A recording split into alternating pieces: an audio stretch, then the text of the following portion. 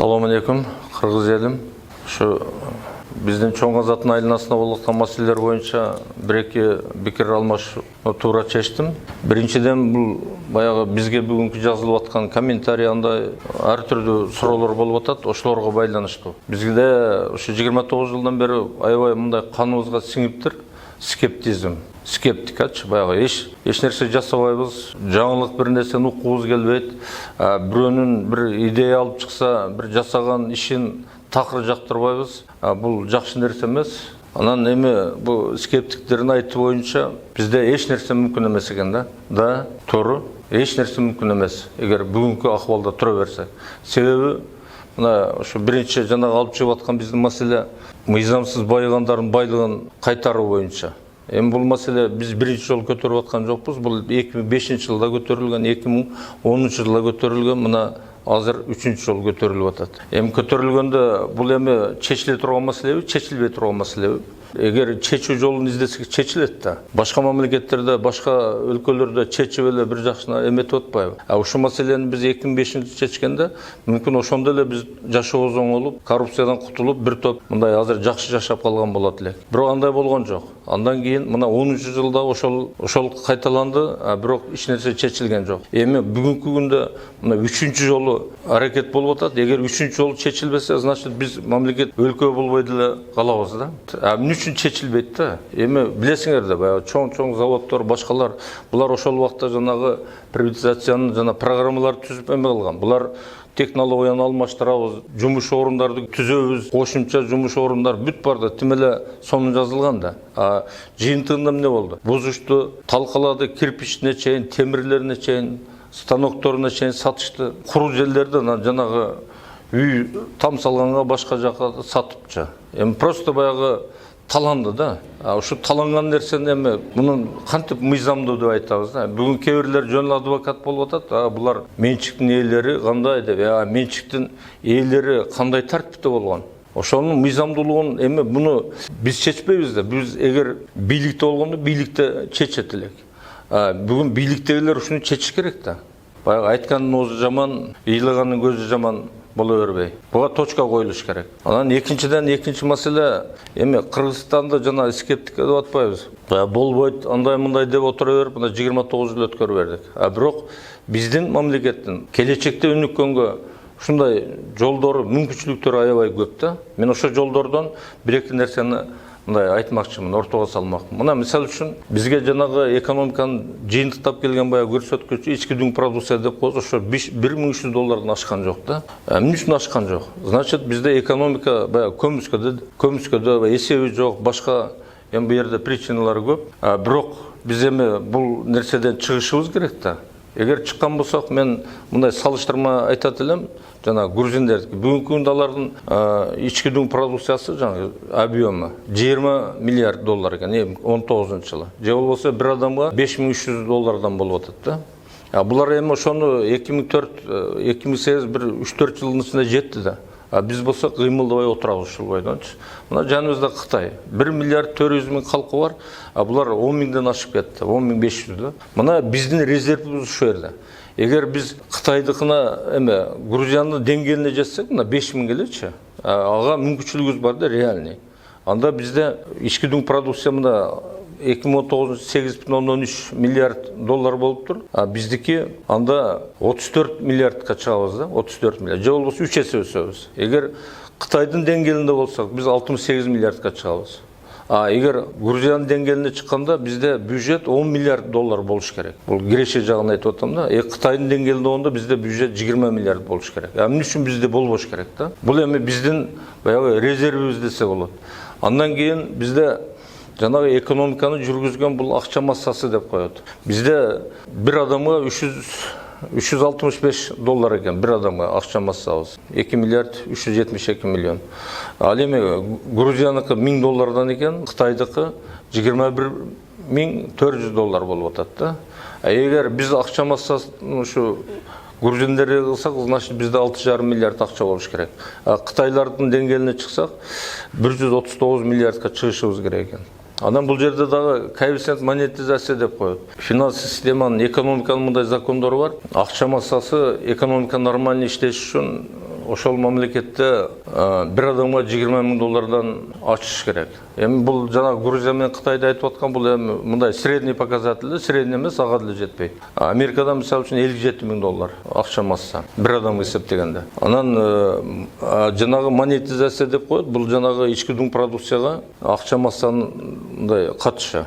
Бул 60%тен жогору болуш керек.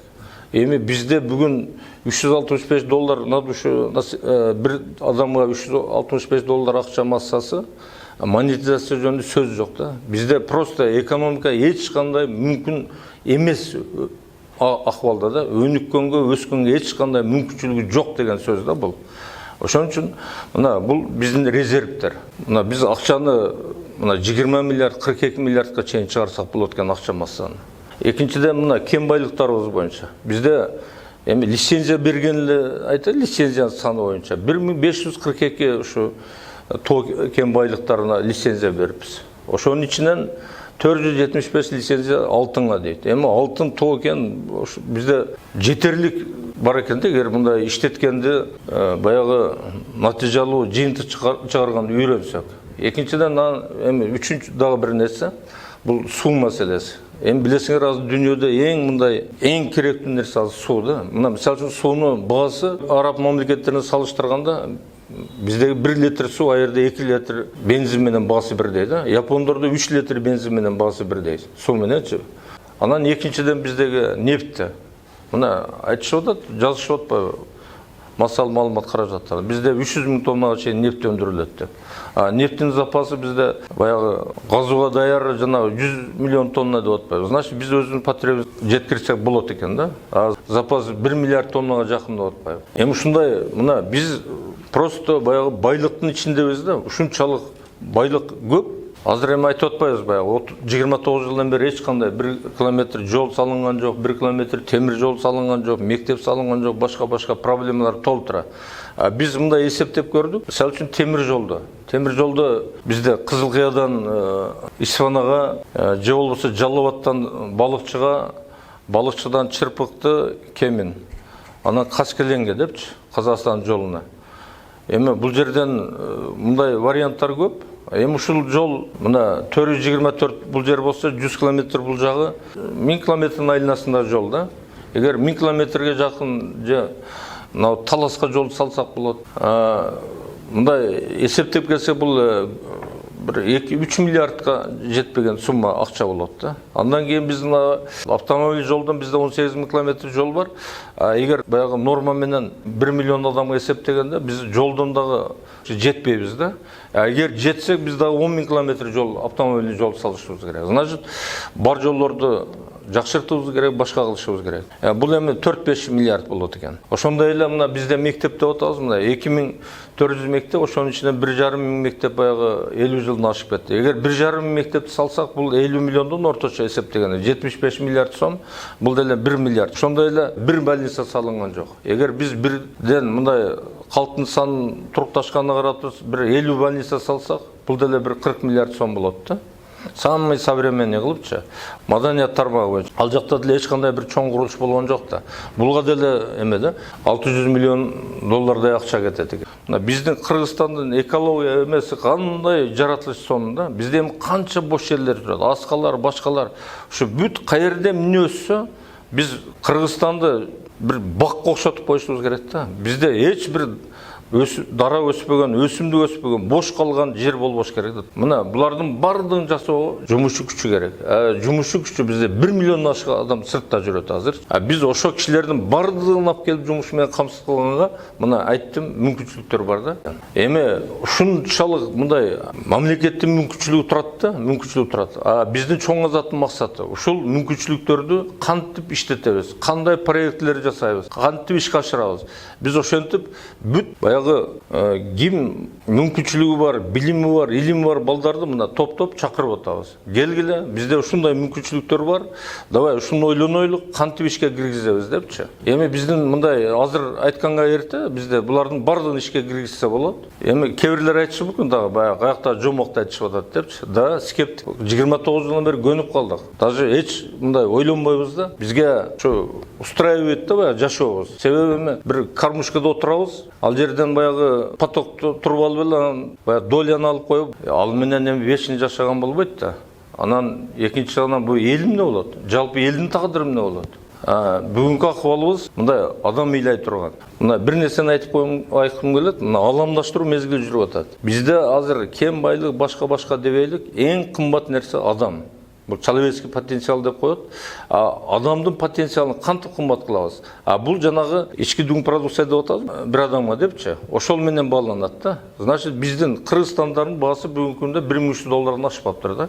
Эми башкалар мына $50.000, $100.000. Биз эми мындай как адам катарында уялышыбыз керек да. Адамдык человеческий потенциал муну кантип жеткиребиз да? Кантип жеткиребиз? Значит, биз ушу керектүү билимди беришибиз керек. Жанагы Курмангазы айткандай, баягы түйүлүк болгондон баштап баланы тарбиялашыбыз керек. Экинчиден саламаттык сактоо, ден соолугун кам көрүшүбүз керек. Үчүнчүдөн маданият, үрп-адат, жанагы как улут катары өнүктүрүшүбүз керек. Ошолордун баардыгы болгондо комплекс. Адамдын человеческий потенциал дейт, адамдын потенциалы өсөт. Мына азыр деле ушундай, эгер билим бардыгы жогору болгондо биз мындай акыбалга келбейт болчубуз да. Эми баягы бир-эки адам эле кызыкчылыгын ойлоп, анан бүт элди бул кулга айландырган, бул туура келбеген нерсе.